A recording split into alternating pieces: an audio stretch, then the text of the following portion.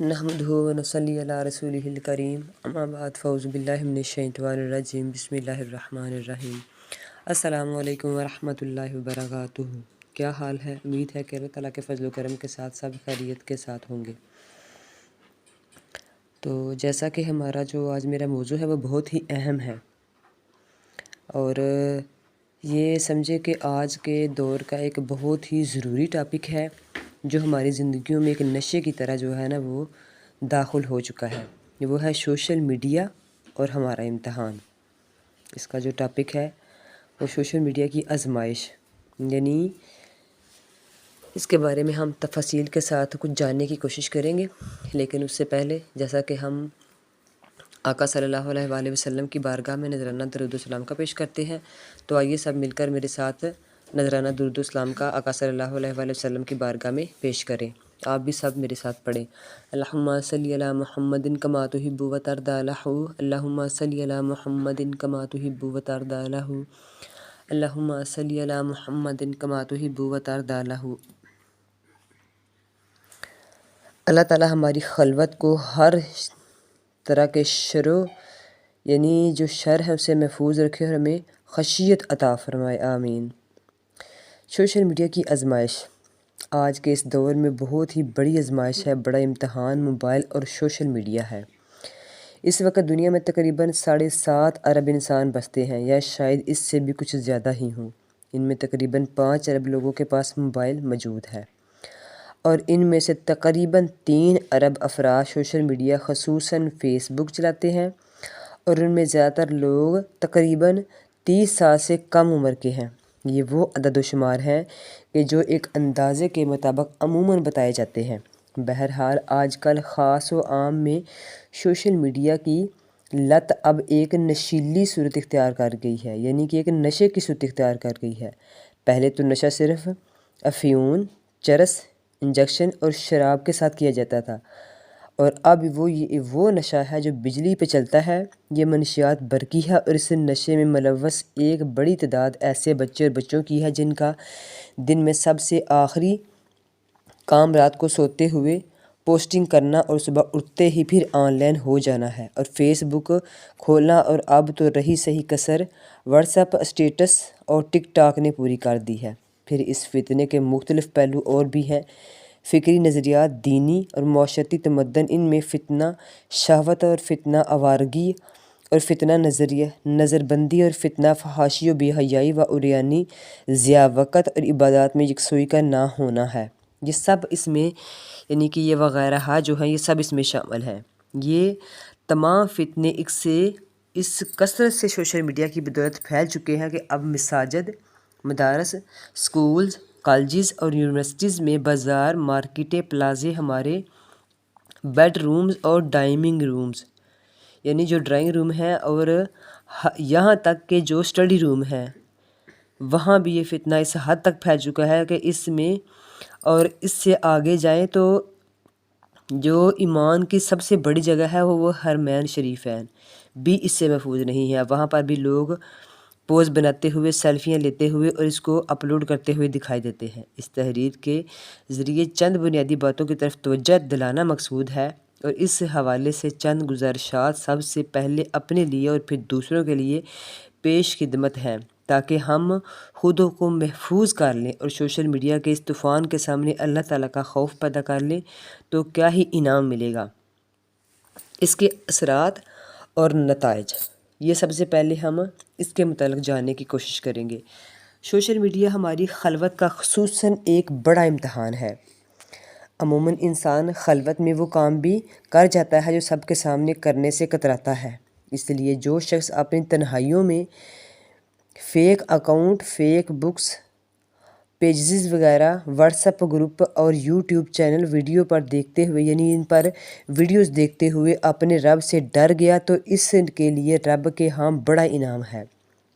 تنہائی میں انٹرنیٹ کے گلوبل ولیج میں پوری دنیا کو اپنی 10 انگلیوں میں سمیٹ کر اپنے ایک کلک سے دنیا کے ہر منظر کو دیکھنے کی صلاحیت ہونے کے باوجود خشیت الہی اور اللہ کے ڈر کی وجہ سے غلیظ منظر دیکھنے سے باز آ جائے تو اللہ اس سے وعدہ ہے، یعنی اللہ کا اس سے وعدہ ہے کہ قیامت کے دن جب ہر جان کے لالے پڑے ہوں گے، وہ تنہا قبر میں اٹھے گا۔ انسان اپنی ماں سے، بیٹوں سے، بچوں سے، بھائی سے، بیوی سے، برادری سے، دوستوں سے اور جگری یاروں سے جان چھڑواتے ہوئے بھاگتا ہوگا، تو اللہ رب العزت جو ہے اس کو اس دن اپنے عرش کا سایہ عطا فرمائیں گے۔ صحیح بخاری میں آقا مدنی صلی اللہ علیہ وآلہ وسلم کا ارشاد گرامی ہے، جس کا مفہوم کچھ یہ ہے کہ اللہ تعالیٰ اس دن 7 قسم کے انسانوں کو اپنے سائے میں جگہ دے گا، اور ان میں سے ایک شخص وہ ہوگا جو اپنی تنہائی میں اللہ کو یاد کرے گا اور اس کی آنکھوں میں آنسو آ جائیں گے۔ اگر انسان تنہائی میں نہ ڈر اور بے خوف ہو جائے تو یہ سوچنے لگے کہ اب تو مجھے نہ تو دنیا کا کوئی ڈر ہے، نہ ہی والدین کا، نہ ہی انسانوں کا، یعنی سب مجھے نہیں دیکھ سکتے، تو وہ جب بھی سوشل میڈیا استعمال کرتا ہے تو کسی برے منظر پر ٹکی باندھ کر دیکھتا رہتا ہے۔ وہ گناہ میں خود کو آنکھ اور کان کے ذریعے ملوث کرتا ہے، یہ بات سوچے بغیر کہ مجھے یہ منظر دیکھنے کی اجازت ہے یا نہیں۔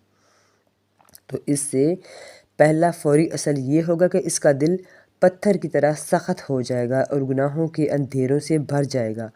چنانچہ اس بات محدثین نے لکھا ہے کہ دل تو نرم و نازک ہے، اس پہ چھوٹی چھوٹی باتوں کا اثر ہوتا ہے، چھوٹی سی خبر پر اسے اٹیک ہو جاتا ہے اور گھائل ہو جاتا ہے، اس پہ گناہوں کا اثر کیسے نہ ہو۔ گناہ تو جنت سے نازل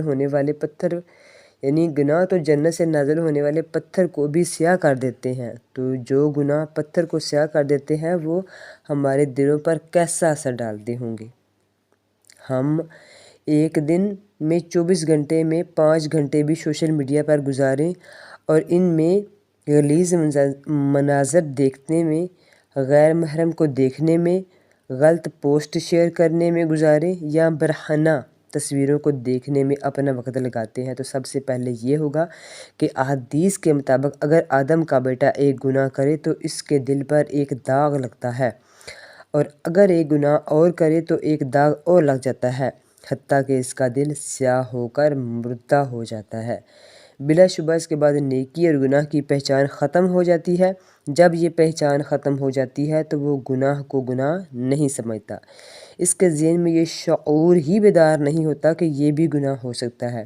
وہ تو یہ سوچتا ہی نہیں ہے کہ موبائل اور انٹرنیٹ سے غلط پیغام رسانی، تصاویریں دیکھنا، غلط کالز کرنا بھی گناہ ہے۔ جب خیر اور شر کا فرق ختم ہو گیا تو وہ دل پتھر ہونے کا ساتھ ساتھ سیاہ بھی ہو گیا اور مریض بھی ہو گیا۔ سوشل میڈیا کے استعمال کا دوسرا نتیجہ یہ نکلتا ہے کہ اس کا دل نماز، روزہ، قیام، تہجد، تفاسیر، احادیث، خیر خواہی اور ہمدردی کے کاموں میں بالکل نہیں لگتا۔ چاہے رمضان کا مہینہ ہو، وہ بیت اللہ کا میں بیٹھا ہو، خانہ کعبہ سامنے ہو، لیکن اگر دل مریض ہو چکا ہے تو اس کی آنکھ سے ایک آنسو بھی نہیں نکلے گا۔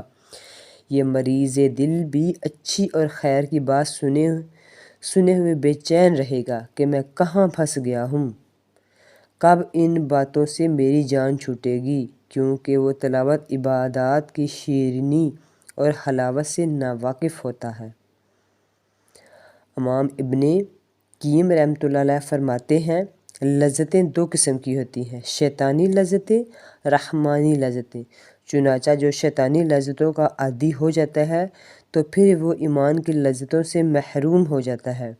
نماز پڑھتا ہے لذت کے بغیر، تلاوت ہوگی تدبر کے بغیر، قرآن پڑھے گا دل میں اترے بغیر، حج اور عمرہ ہوں گے اثر کے بغیر، نیکیاں ہوں گی حلاوت اور مٹھاس کے بغیر۔ اس کی مثال کچھ ایسے ہے جیسا کہ ایک صحت مند بندے کو سب چیزوں کا ذائقہ اچھا لگتا ہے، لیکن یہی شخص جب بیمار ہو جاتا ہے تو وہ اچھے بھلے انار، سیب، انگور کا ذائقہ اس کو اچھا نہیں لگتا۔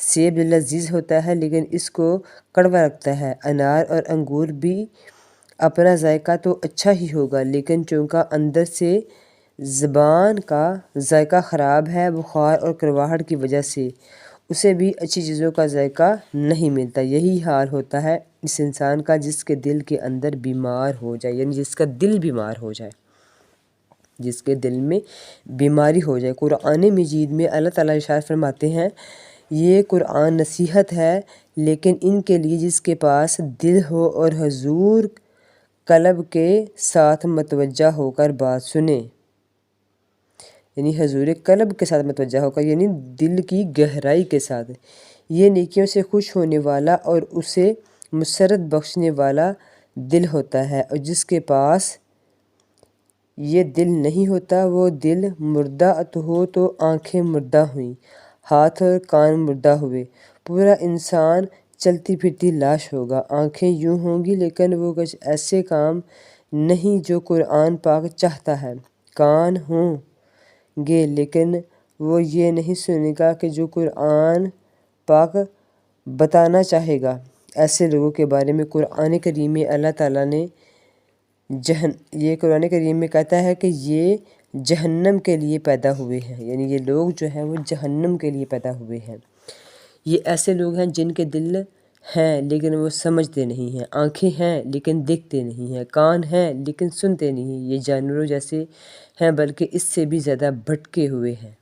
استغفر اللہ ربی، یہی حال آج ہمارا ہو چکا ہے۔ لاشیں اٹھا کر بھی ہمیں آخرت کی یاد نہیں آتی، جنازے پڑھ کر بھی موت یاد نہیں آتی، قبرستان میں جا کر بھی آخرت کی فکر نہیں ہوتی، کیونکہ دل سخت بیمار ہو جاتا ہے، پھر ایسی سٹیج آتی ہے کہ دل اندر سے مر ہی جاتا ہے۔ یہ کچھ وہ بیماریاں ہیں جو ہمارے دل اور روح کے اندر پہ وصل ہو کر ہم تک پہنچی ہیں، ٹھیک ہے؟ تو آگے انشاءاللہ کم ہے، کل ہم اس کا علاج جو ہے، اس کے یہ ساری چیزیں تو اب ہیں، تو ان کا ہم علاج کیسے کریں، ان سے کیسے بچیں اور ان کو اچھے طریقے سے کیسے استعمال کر سکتے ہیں، انشاءاللہ ہم اس کے بارے میں ڈیٹیل کے ساتھ پڑھیں گے۔ یہ آج اس کا پارٹ 1 ہوگا یہ سبق کا، تو کل انشاءاللہ لیکچر کا پارٹ 2 بھی آپ کو سینڈ کر دیا جائے گا۔ تو آخر میں اس دعا کے ساتھ کہ اللہ تعالیٰ سب سے پہلے مجھے اور اس کے بعد آپ تمام کو اس پر عمل کرنے کی توفیق عطا فرمائے۔ ہم نے جو کچھ پڑھا، ہم نے جو کچھ سنا، ہمیں اس پر بھی عمل کرنے کی توفیق عطا فرمائے۔ آمین۔ السلام علیکم ورحمۃ اللہ وبرکاتہ۔